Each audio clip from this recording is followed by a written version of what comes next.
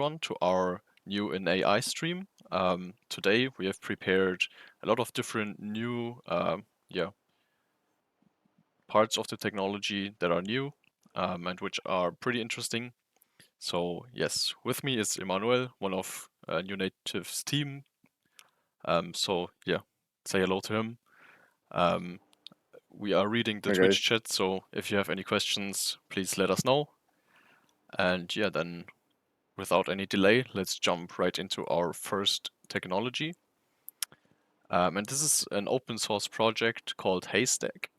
And similar to LangChain, Haystack basically, or with Haystack, you can build out like AI applications that use different complicated or complex systems in the background. Like for example, if you want to have question answering, document search, built into your own application, this is a really great place to start because they abstract a lot of really complex things away for you, and you can just use their code to make your life easier. Like I said, they're open source on GitHub, so give them a star if you find them good. And they also have some great documentation right here. So this is basically a get started guide. Here you can see the different building blocks of Haystack. You have, for example, different kinds of document stores. Then you can convert files into a format that these document stores can hold them. Then, similar to LangChain, you have like different retrievers. And then, you have a model to actually create a pipeline with this model and then basically answer your questions with the help of these models. And you can see that the pipeline for this is relatively easy. So if you want to basically build in AI into your own application, then this is a really great place to start. And from what I've seen, they have really good documentation about their code, which makes it super nice to work with. Yeah, that's pretty interesting. So far, like I haven't seen anything like LangChain wise, these type of frameworks that makes it easier Mhm. for the end, like the user to interact with this model. So it's good to see that like some other things are coming up similar to that path. Yeah, I mean, competition is always good, I guess. So, Yeah. yeah. Is there something that makes like Haystack like different than LangChain, or is just like same type of framework that it's just to make easier this interaction with these models? So from what I've seen is that they really focus on things like document retrieval and, for example, question answering over documents. Things like this. So if we go back to the website right here, you can see that they really are focused on document search and question answering, and they really focus on these kind of systems. And Mm. LangChain is like a little bit more with things like agents, stuff like this. Yeah, it has a larger scope indeed. Yeah, exactly. But similar to LangChain, you can see that they also have like prompt templates, things like this. So I just recommend checking this out. And then build awesome stuff with it. Here's one more demo that is built using Haystack. So right here we have the question, what's the capital of France? Let's just run this, and you will see that we will get a few results with even citations out of some text. So that's really nice to see. And you can even play around with parameters like get the number of documents that get retrieved while running this question.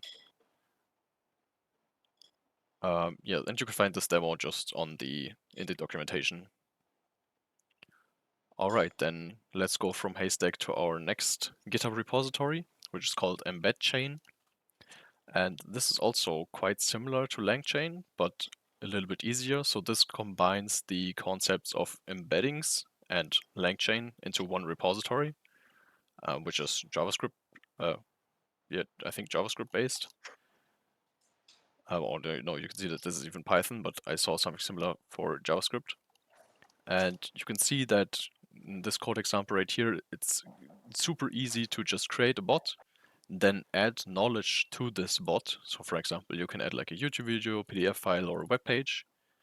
And then yeah, you can even add like Q&A pairs, and then just query this bot with the previous extended knowledge with your own questions. So yeah, I guess this is really useful if you just want to build a quick application and add like your own knowledge into this AI agent or AI chatbot.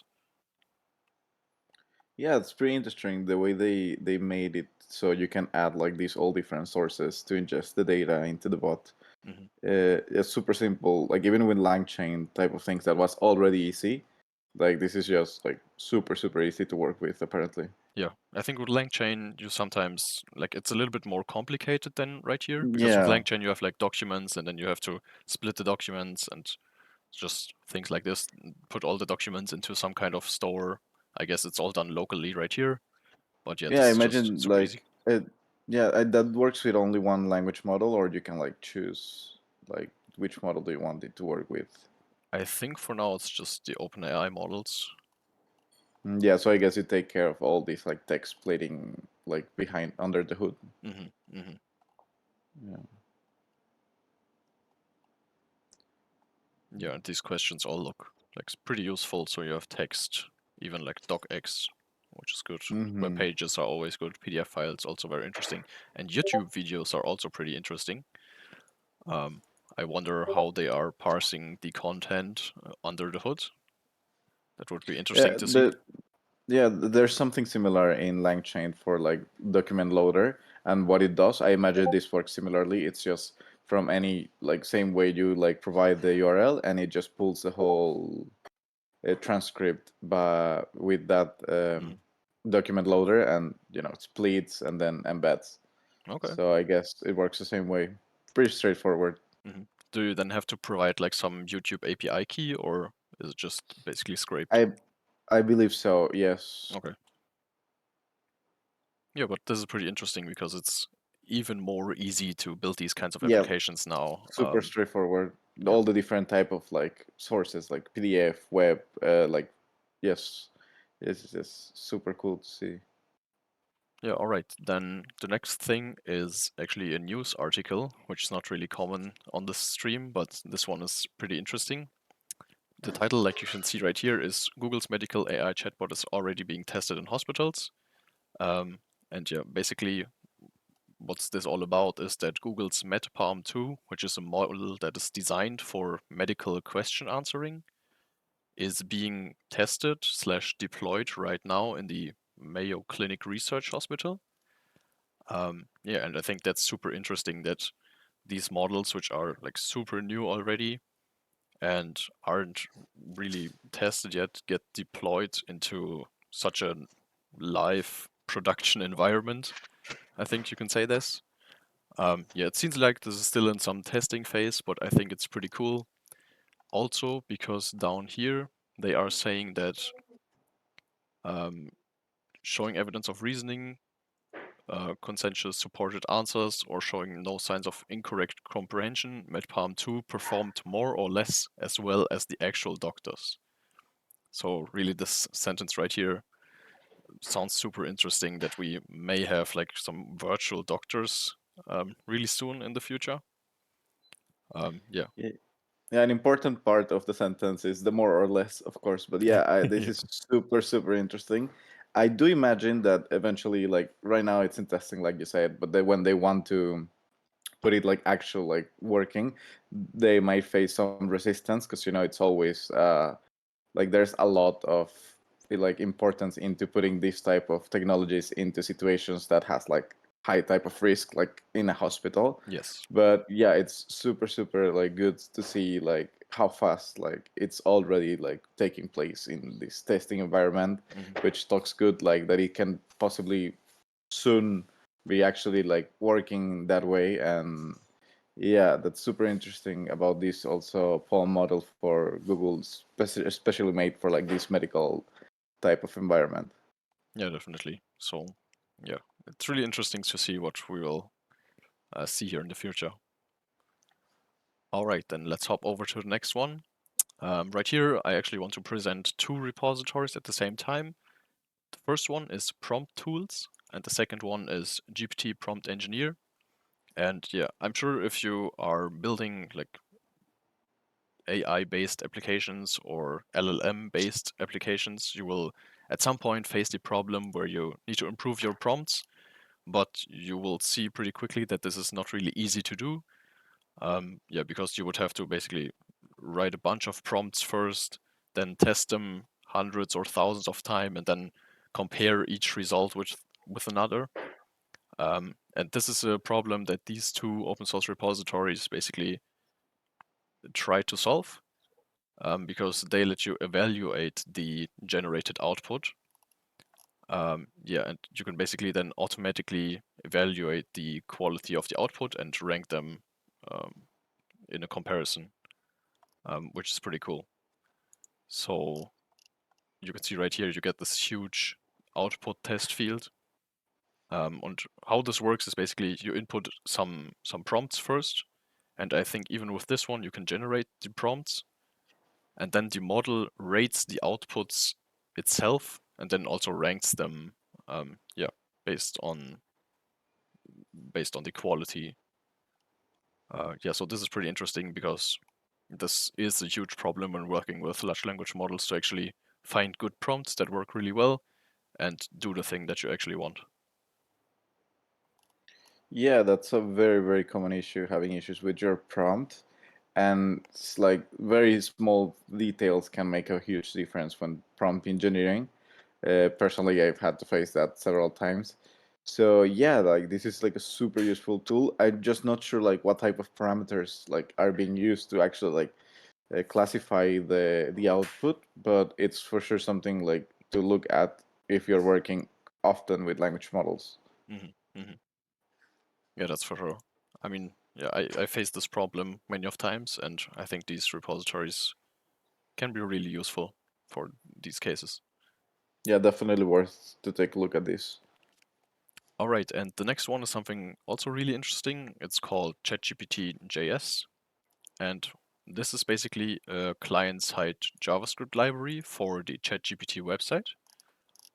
So if you are building browser extensions, for example, which somehow build on top of the ChatGPT website, I mean, I'm sure everyone has seen some kind of browser extensions for ChatGPT now, whether it's file upload, things like this. But yeah, this is some really nice repository to make it easier to build these kinds of extensions. So right here is like a usage example. You can just in the extension JavaScript code, you can then just call these functions like get last response, get last reply, things like this. Yeah, so if you're building on top of ChatGPT, the website, this is super useful. Right here, you can see one example that uses this under the hood. So this is just an extension that clears your ChatGPT history. So you don't have to click manually to delete each chat. Yeah, and I think it's super useful to have something that takes away like the process of basically coding all this yourself to get like the last response, last generation, stuff like this. Yeah, and if ChatGPT wasn't helpful enough, like making this type of building this type of extensions made easier, it's gonna like bring people to build a lot of stuff, which is gonna make so much better the ChatGPT experience for Hmm. all like people who use it. Hmm. Just good to be aware of it. Yeah, definitely. So also this extension sounds really useful. Just auto continue because yeah, chat basically these large language models have the context limit of generating a specific amount of output tokens. And yeah, with these extensions, like ChatGPT becomes even more powerful than it already is. And yeah, great to see these kinds of libraries. And you could see that the star count now kind of takes off. uh, Yeah, makes yeah, total sense. maybe let's add one more. Okay. The next one, so if you are building applications with large language models, especially question answering over your own documents, this can be a great, yeah, basically a great inspiration for your project because this has a lot of features, like yeah, question answering over docs, pretty intelligent document retrieval, user authentication, connectors to Slack, GitHub, Google Drive, local files, web scraping, with more to come. So yeah, if you are building these kinds of applications, make sure to check out this. It's called The Answer. Yeah, and it's really cool. Yeah, it seems pretty focused to one thing, like retrieving data from whatever Hmm. source. Yeah, I mean this is Pretty nothing useful. nothing crazy and nothing new, but yeah, if you want inspiration or check out how these kinds of application work under the hood, this is really good to check out. Yeah, I mean, there's lots of things that do the same, but it's always good to see how they all like differ to like actually be able to judge yourself, which could be better for you. Hmm. Hmm.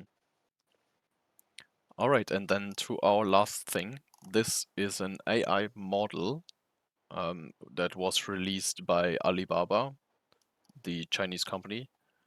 And this is an intelligent and versatile general purpose SQL client with basically large language model integrations. So let's have a quick look at this video.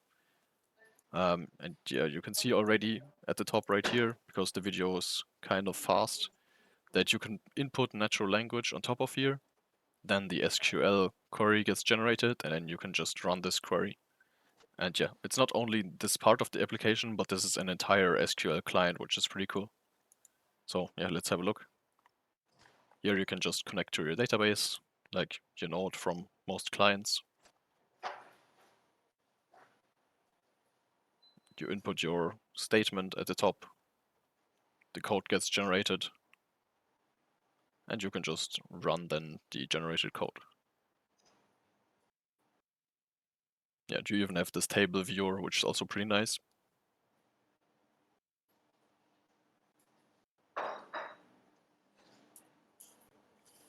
But yeah, you get the point basically. Yeah, but it's super cool to see something like this, that it's available now, open source. Yeah. Yeah, this is super useful not only for the people who don't know how to work with these type of SQL databases, but also for those who actually work to make like this type of like job so much faster, Hmm. and it allows you to like do so much more stuff because instead of having to type, the regular select from etc., like so much quicker, which Hmm. I think it's the edge of it, not just for the people who don't know, but to allow you to do things faster with the same type of quality. Yeah. Yeah, I think that's sometimes similar to, for example, GitHub Copilot, where you just have Yeah. this autocomplete more or less. I mean, it's not really the same thing here, but you're just faster doing it with AI integrated. Yeah, and I think that's something people often overlook, and they think more about like how they're going to be replaced Hmm. by these type of things instead of how can they like use it to become like this like super power like coder or whatever they're with these tools. Yeah, yeah, that's for sure. Like, I think most people really are afraid that if one engineer works as 10 times as fast, that yeah, 9 engineers will be fired more or less. But I think the case is that they will just output 10 times more overall. Yeah, Yeah, like why have one engineer that can be 10 times as fast when you can have 10 engineers that can be 10 times as fast? yeah, that's true. Yeah, but overall, really cool thing to see. It's called Chat2DB. Yeah, it comes from Alibaba.